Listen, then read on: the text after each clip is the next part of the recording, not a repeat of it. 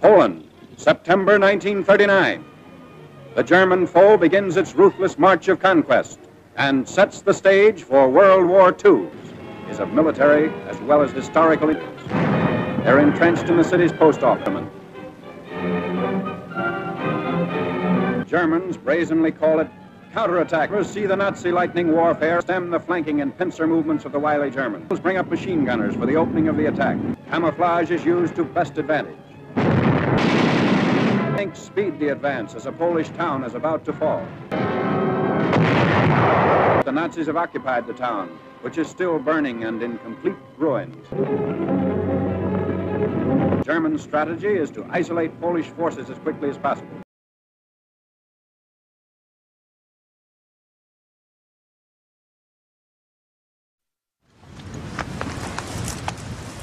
On May the 10th, 1940, Winston Churchill became Prime Minister of Britain.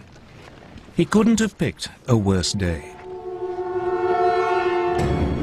That was the day Hitler chose to launch his blitzkrieg against France and Britain.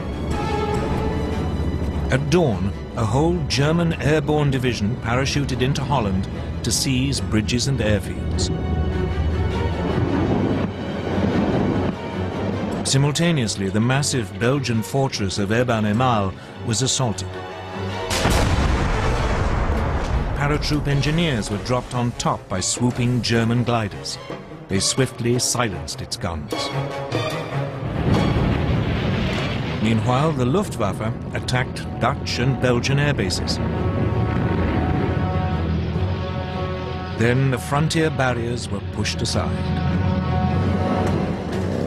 And Hitler's Army Group B, under General Fedor von Bock, now drove into Holland and Belgium.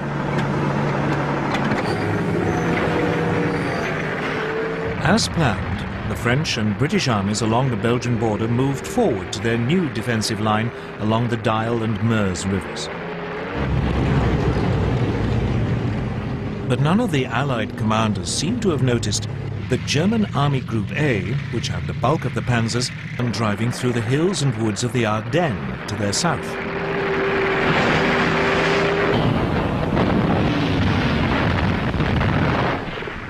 The obsolete Dutch army was no match for the highly tuned German war machine.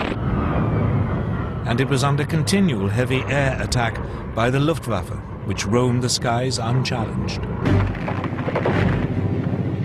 Then came the hammer blow. The thing that British and French planners had thought impossible had happened. German panzers were through the Ardennes, among the first to arrive at Sedan, well north of the Maginot. Now showed how blitzkrieg should be done. He ignored the troops in the Maginot line, and he didn't wait for his own infantry to catch up. He pushed straight on. All the while, German artillery pounded the French defenses while the Stukas screamed in.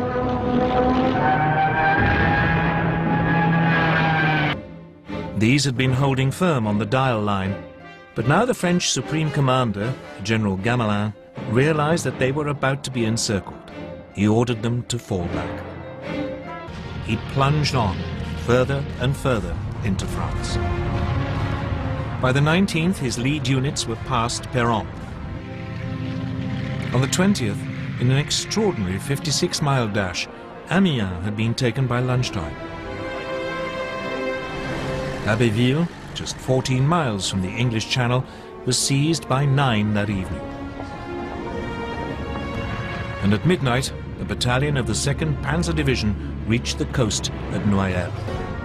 The Germans had split the Allied front in two.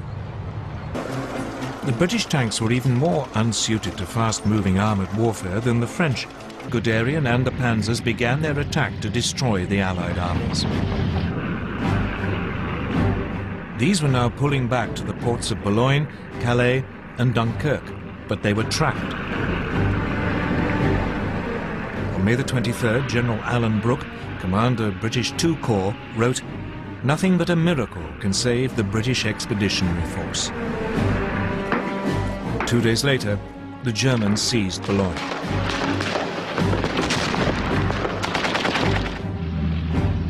It was beginning to look as if even a miracle would be too late.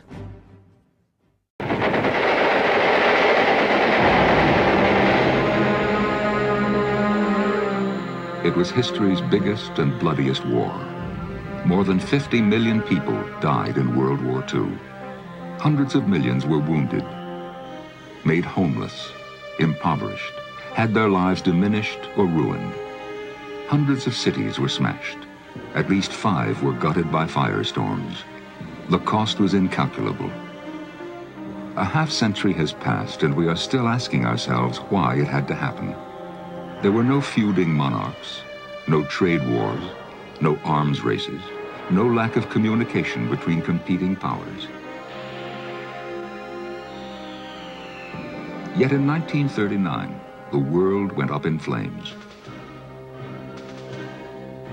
One man lit the match. His name was Adolf Hitler.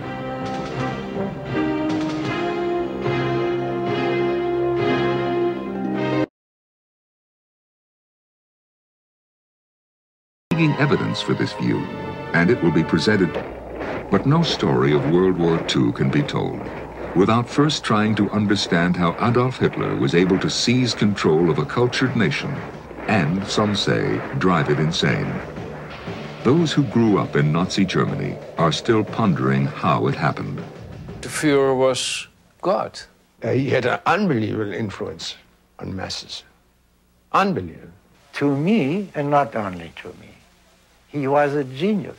If by some miracle he had suddenly changed his ways in 1939 and not gone any further, he would have gone down in history as a great man. My question is always, why all the Germans followed him?